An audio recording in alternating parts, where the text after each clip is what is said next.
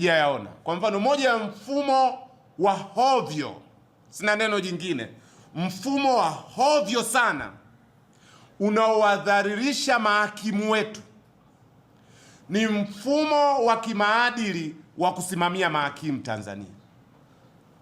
Mfumo uliopo kwa mujibu wa sheria ya usimamizi wa mahakama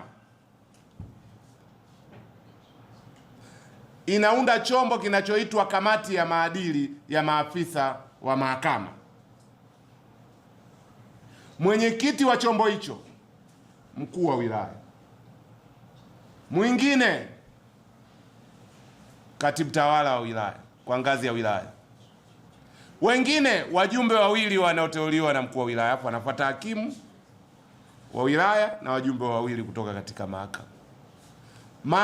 Wakuu wa wilaya, utafiti wetu wa miaka yote tangu siasa za vyama vingi zianzishwe miaka 30 na ushe iliyopita, wengi ni makada wa Chama cha Mapinduzi. Ndio maana kwenye katiba ya CCM imeweka utaratibu kwenye kamati ya siasa, mkuu wa wilaya anakwenda kule. Kwa hiyo apende asipende, mkuu wa wilaya ni kada,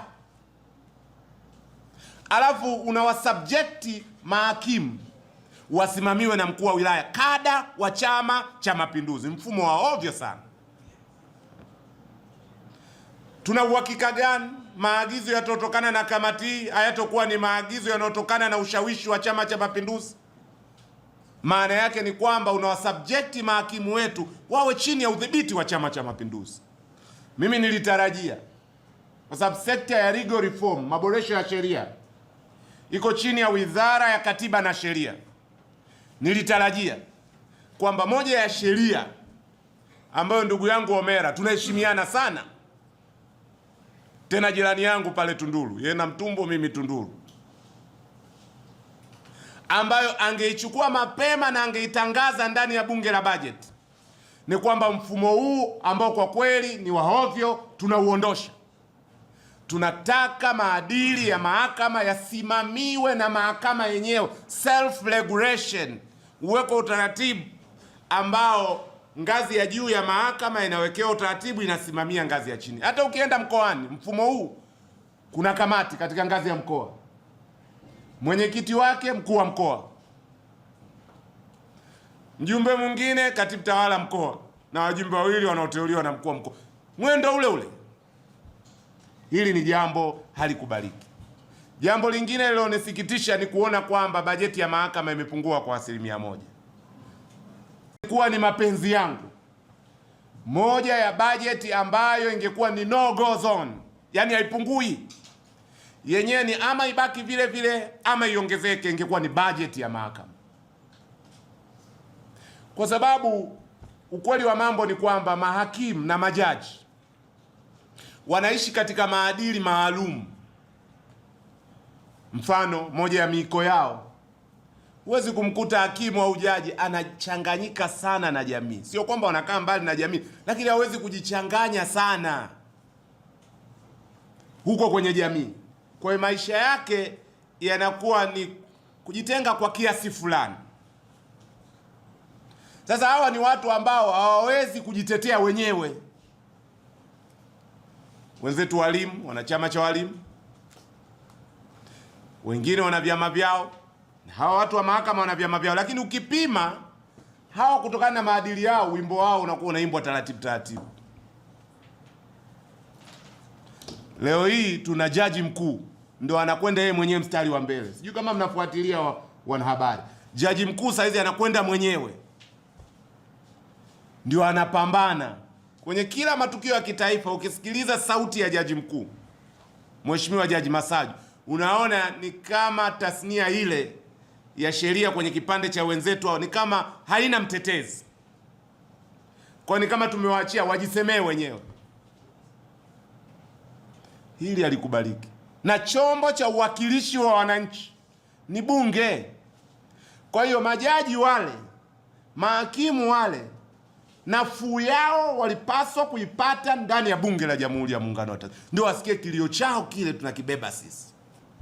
Leo hii nani anazijua vizuri shida za mahakimu wa Tanzania? Zamani enzi za Nyerere, kwenye kila wilaya kuna lile eneo ambalo ndio kama wanakaa watu wa tabaka la juu kidogo, ushuani, uzunguni. Kule lazima kulikuwa na nyumba ya hakimu.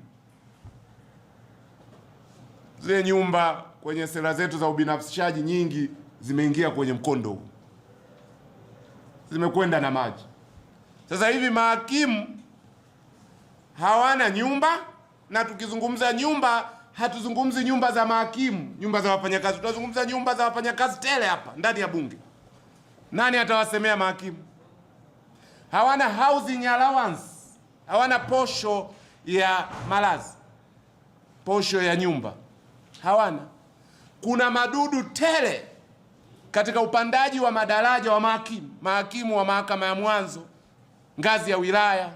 Kuna madudu tele, na tutatafuta muda yote haya tutayamwaga. Wafanyakazi wa Tanzania wana changamoto kubwa sana ya upandaji wa madaraja, lakini kwa mahakimu mimi nimefanya study ndogo sana tu, shida ni kubwa sana. Mishahara yao inapaswa kuwa reviewed, ifumuliwe upya, wasifananishwe na wengine, kwa sababu hao wanakaa maisha yanayojitenga sana na nini, na jamii, wapate hadhi maalum. Lakini serikali ndio kwanza badala ya kuongeza inaenda kupunguza. Hasa wafadhili baadhi ya miradi inapunguza hiyo budget. Ukipunguza hiyo budget ya matumizi ya kawaida, maana yake OC zinashuka. Kwa hiyo rai yetu kwa serikali, tunahitaji mapitio ya maslahi ya mahakimu, majaji na majaji wastaafu. Yuko jaji mstaafu, simtaji jina, ananiambia hatuna bima. Nafuatilia, mimi ni mtu wa kufuatilia. Yaani jaji mstaafu, yani ile welfare package yao hawana bima. Nafuatilia, na naamini waziri atafuatilia kabla sijafuatilia. Nani wa kuyasema haya sasa ya maslahi ya majaji na mahakimu? Huyakuti ya kitawala ule mjadala pale wa katiba na sheria. Nikasema lazima tuyaseme haya, ningepata nafasi ningeyasema ndani ya bunge, mimi pamoja na wenzangu.